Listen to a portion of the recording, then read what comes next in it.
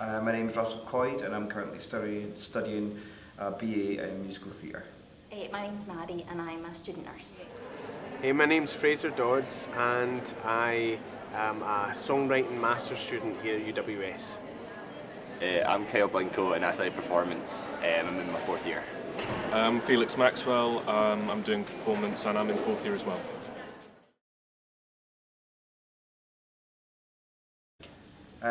Well, I voted to remain in Brexit, so I think it's a really stupid idea, personally.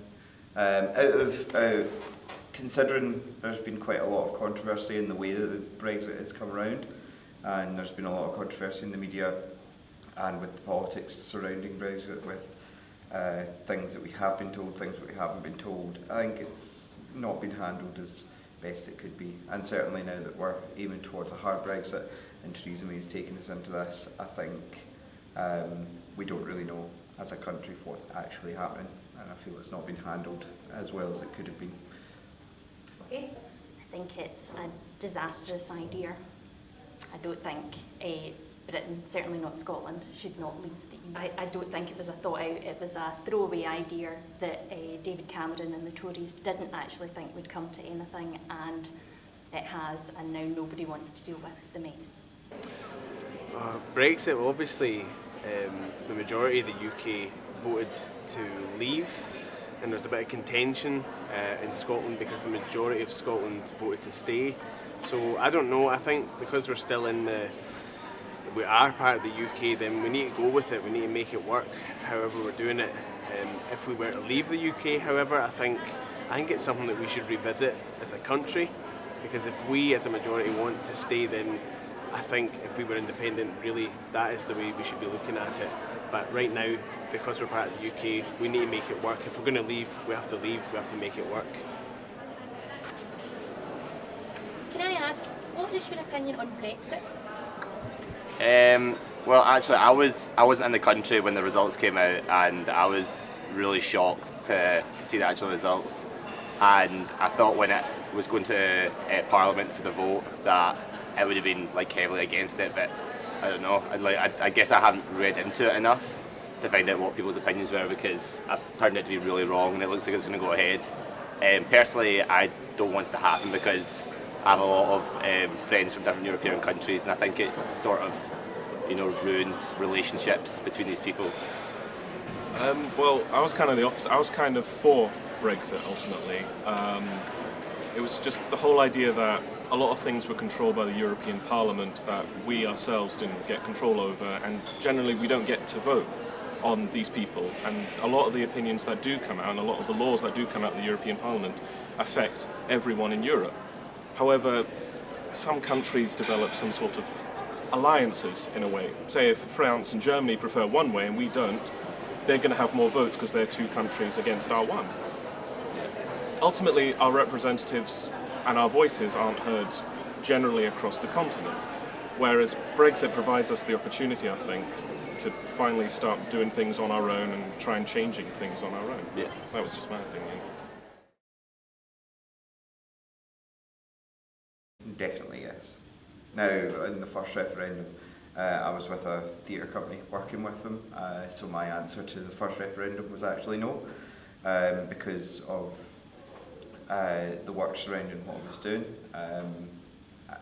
But since then, I've come round to a very much yes, supportive for Indeed Ref 2, because certainly with the Brexit vote, Scotland was completely opposed to leaving as an entire country, and that's certainly not been it's not been dealt with, it's not been even addressed by the government, the fact that our entire country didn't want to leave and we're still getting dragged out of the EU. So I think it's time for Scotland to take charge of who we are and what we're going to do.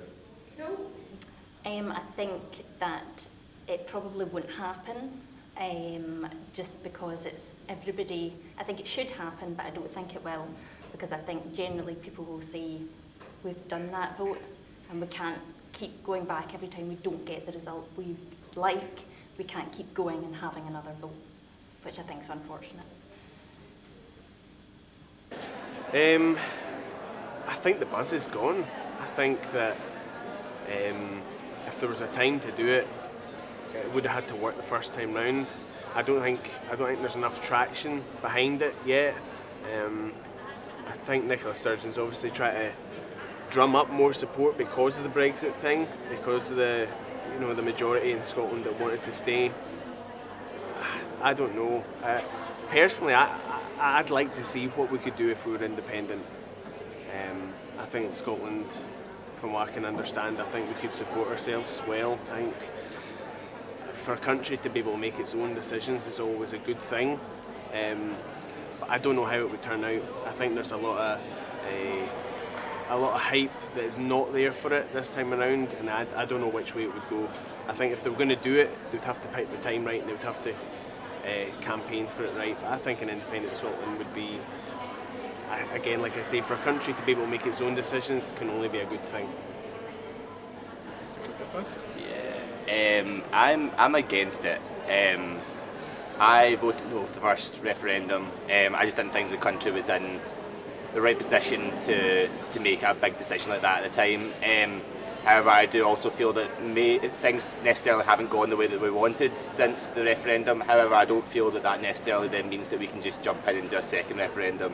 I feel that people need to respect the decision that people made, and I would say maybe, another 5-10 years down the line, maybe you could go for it again, but in such a short space of time afterwards, I don't think it's particularly fair on the people that voted no, because I imagine there's still some people that are happy with the result, and I think you need to respect that.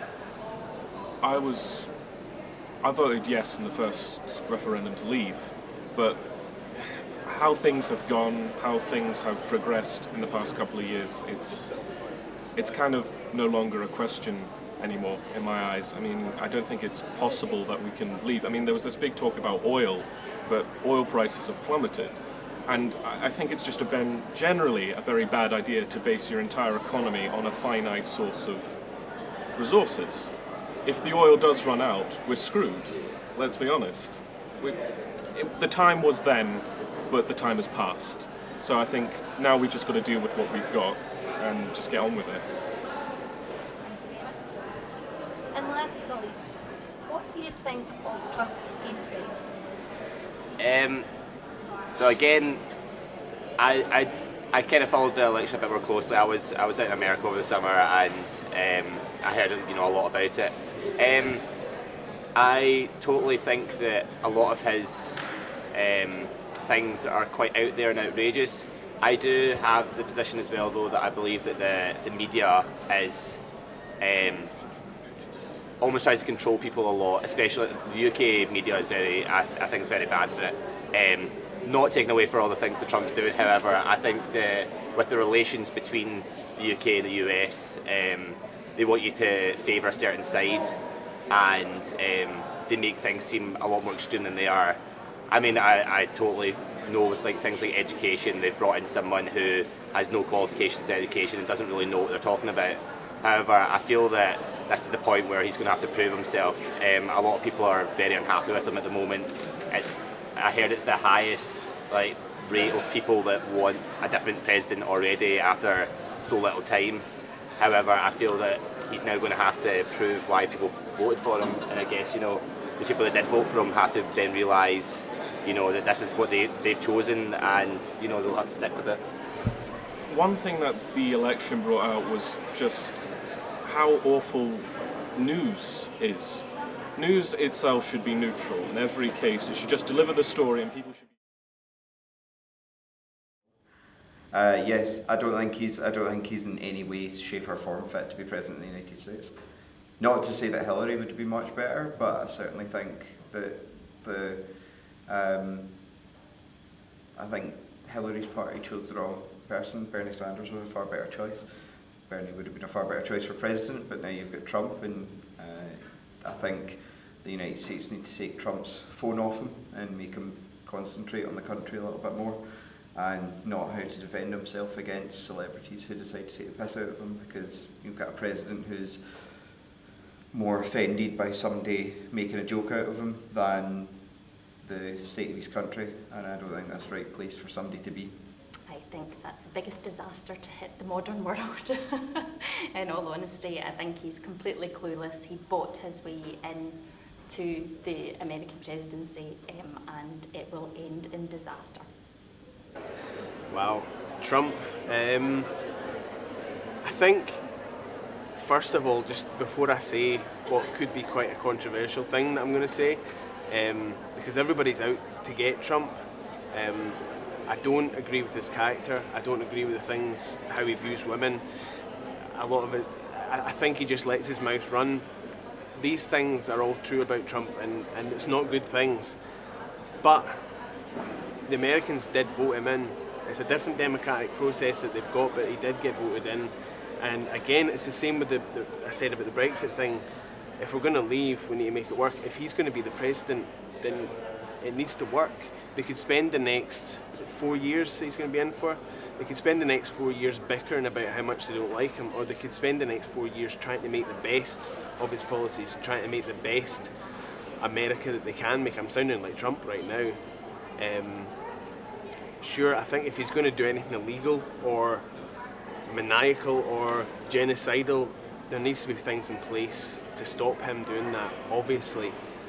But if the guy's got some ideas that could actually make America a better place, could benefit the people of America, surely people need to get behind him in the areas that he needs to get people behind him for the greater good. And that's what I believe about Trump. His character side, his crazy things that he says aside, surely he needs the support for any good ideas that he does have.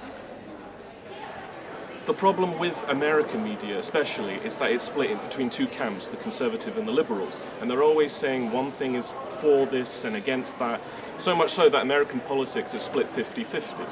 And in a country that claims to be, the most liberal, open, free country in the world, there are two parties that can ultimately win it. And in both cases, between Trump, between Hillary, they were awful choices. And if those were the best candidates that an entire continent basically could come up with, you consider the size of America and how many people you could have possibly picked. Hillary Clinton and Donald Trump were the best choices. I don't like Donald Trump, but it goes a lot to say that Hillary Clinton lost to him. How can you lose to him if he's that controversial, if he's that terrible? I think a lot of it comes down to, the British voting system's not great the way it is right now either. However, with America, the fact that, even one state, if you pick out one state like Ohio, for example, Ohio is 3 times bigger than Scotland alone. So if you're looking at population-wise, that one person is in control of that many people, you would have thought that there's going to be more candidates to choose from, but it just doesn't happen. So I think a lot of it's down to, I personally think, the US voting system. Not saying that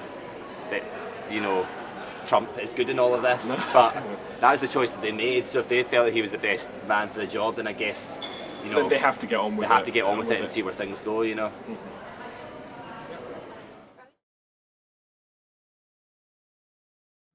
Thank you very much for having me.